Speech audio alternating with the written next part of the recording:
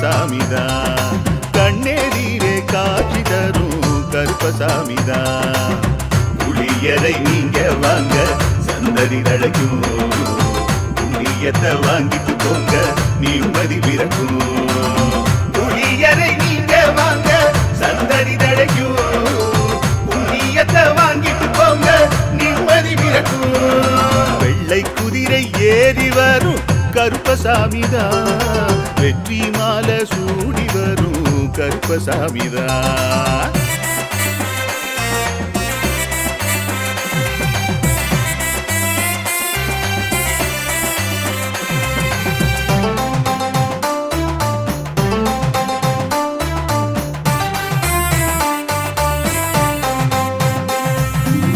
ராமரோட பரம்பரை தானே புளியரை கருப்பசாமி, ஐயப்பசாமி சித்தரோட அருள்வாக்கு.